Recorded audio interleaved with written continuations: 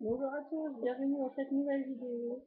Une petite vidéo d'infos concernant plein de questions qu'on se pose. Je suis à J+20, j'ai fait une sleeve, donc je vais répondre à quelques questions que quasiment tout le monde se pose avant une opération, que ce soit sleeve, bypass ou anneau. Voilà, donc j'ai déjà fait une première vidéo juste avant, là je continue avec celle-ci parce que j'avais recommencé la précédente 3 fois. Donc du coup, je fais un peu plus courte, hein. J'ai parlé presque 13 minutes dans le vide pour la première vidéo, donc on va pas refaire la même étude, hein. Là, à J+20, je suis en phase mixée, donc j'ai eu 10 jours de phase liquide, 10 jours de phase mixée que je termine ce soir. Demain, j'entame 10 jours de phase hachée, donc je vais vous faire des vidéos spéciales pour l'alimentation après.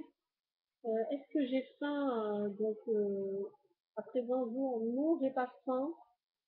J'ai soif tout le temps, donc je bois gorgée par gorgée, mais j'ai soif tout le temps.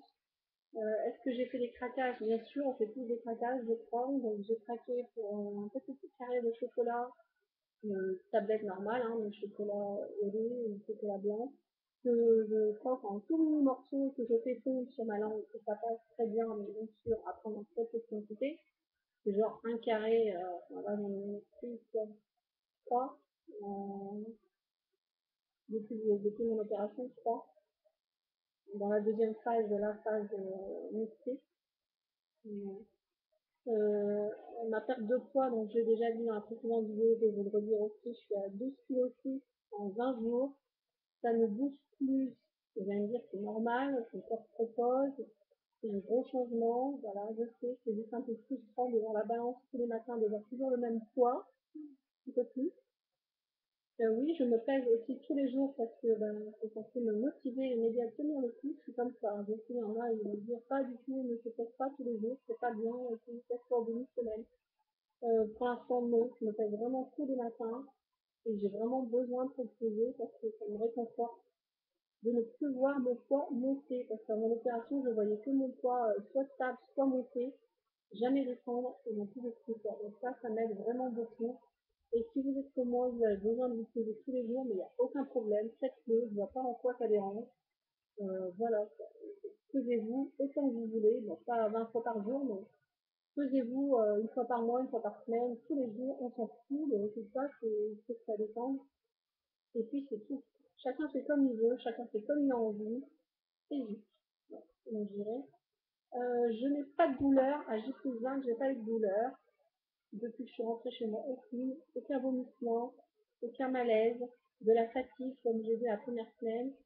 La seule douleur que j'ai eue, c'est la première nuit après l'opération à l'hôpital, parce qu'on m'a pas donné les bons antidouleurs. Le chirurgien d'ailleurs était en colère le lendemain matin. Il m'a demandé comment s'était passé la nuit, j'ai dit très mal. J'ai eu vraiment très mal, j'en ai même eu les larmes aux yeux au bout d'un moment.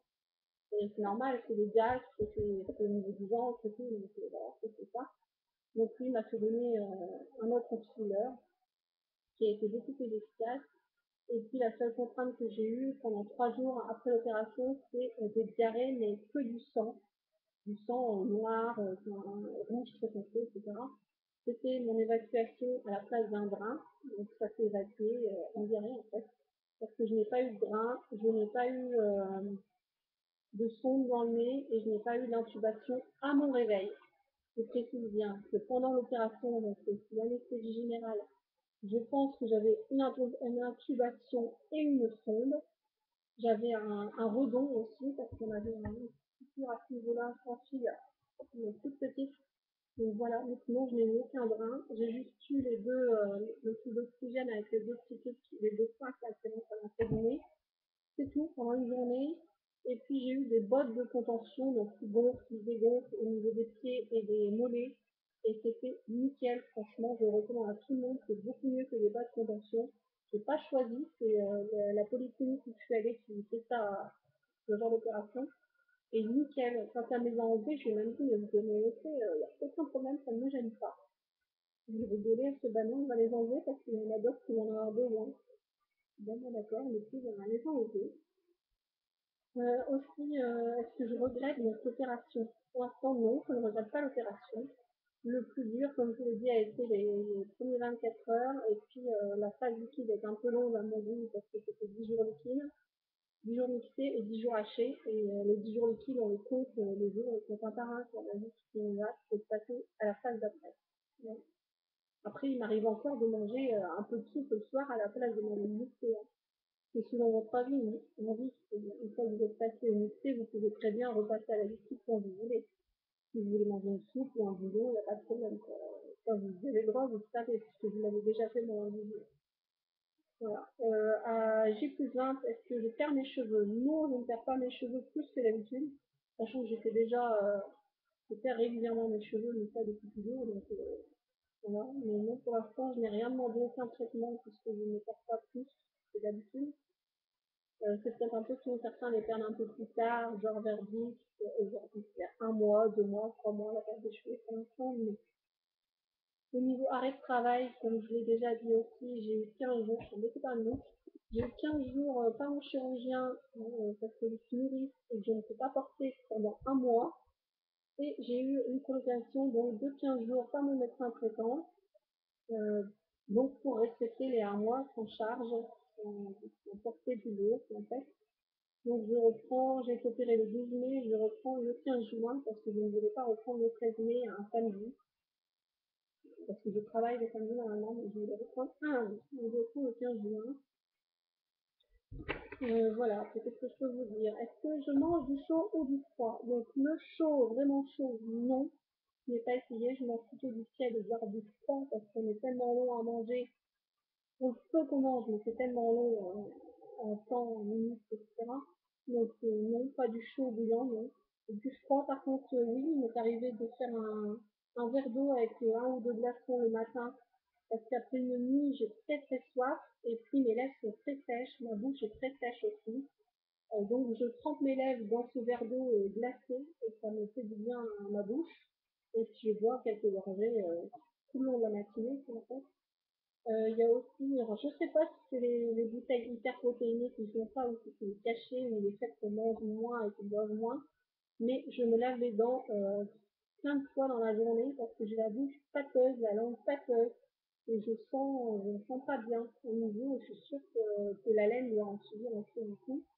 Donc lavez-vous les dents et ne soyez pas surpris si ça fait la même chose parce que je suis pas la première qui le dit aussi. Est-ce que j'ai la sensation de faim? Non. J'ai la sensation de soif, par contre, c'est boire qui me manque plus que de manger. Après, je ne vais pas me mettre devant mes enfants non plus, si ils mangent des glaces, un chocolat, ou des gâteaux, ou des bonbons, des choses comme ça. Voilà, j'entends les bruits, j'ai les odeurs, c'est déjà pas mal. J'ai aussi comme repère, que je dois m'arrêter de manger, bah, je le fais d'instinct en fait, je sais la quantité, mais je mange toujours dans le même ramequin, donc je sais la quantité que je mange. C'est l'équivalent à 20 jours après l'opération, je dirais 4 cuillères à soupe, parfois 5, mais c'est très rare, 3 ou 4 cuillères à soupe. Sachant que moi, normalement c'est déconseillé, mais moi je bois en mangeant. J'ai toujours bu en mangeant, et je fais une gorgée, une cuillère, une gorgée, une cuillère. Voilà, il n'y a aucun problème, ou 3-4 cuillères et puis une gorgée, il n'y a aucun problème, moi ça passe. Ce que vous buvez, vous ne mangez pas, donc bien sûr il faut manger quand même, hein, parce que sinon ça va pas bien. Et puis quand je sens soit un blocage ici, ou soit, pardon, mais soit je rote, ou soit j'ai loqué, je m'arrête direct, je sais que ben, voilà, mon estomac est plein, mon bébé estomac, comme on dit, il est plein, donc je n'ai pas forcé, je n'ai aucun malaise, aucune douleur, aucun dumping, comme on dit, même si beaucoup ne croient pas qu'on puisse avoir des dumpings restrictifs. Je ne peux pas vous confirmer que c'est possible ou pas, parce que je suis âgée plus 20, c'est une expérience trop courte. Et pour l'instant, j'en ai pas eu. Qu'est-ce que je peux vous dire d'autre?